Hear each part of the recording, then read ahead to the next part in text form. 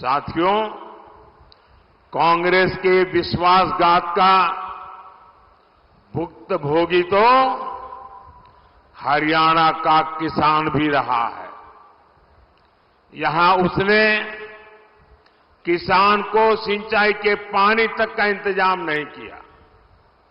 हम नहरों को जोड़कर यहां तक पानी पहुंचा रहे हैं। हमारी सरकार हरियाणा में 14 फसलों को एमएसपी पर खरीद रही है। हमारे भिवानी का किसान बाजरा और किसान का यहां जो बाजरे की खेती है और हमारा यहां का किसान जो बाजरा पैदा करता है, मेरे प्रिय बाजरे में से वो है। और मैं याद है यहां जब भी आया बाजरे की खिचड़ी अवर खाई। और मजा है कि जब बाजरे की खिचड़ी खाओ तो आधी खिचड़ी आधा घी, तब बोले खिचड़ी खाने का मजा होता है।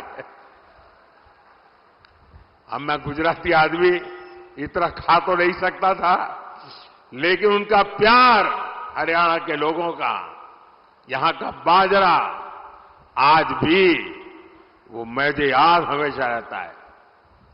लेकिन अब आपके बाजरे के श्री अन्न के प्रचार की जिम्मेदारी खुद मोदी ने ले रखी है। मैंने जितने मिलेट से जितना मोटा अनाज है उसके लिए एक नाम दे दिया है श्री अन्न।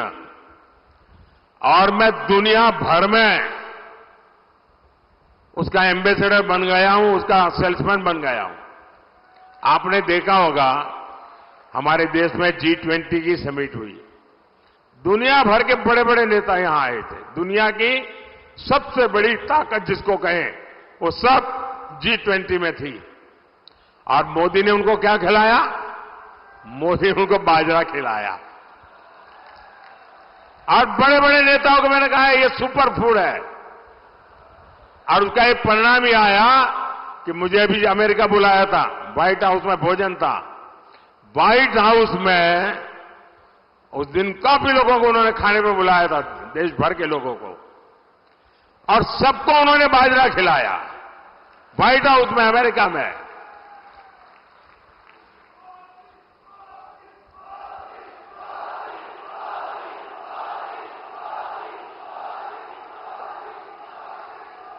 साथियों,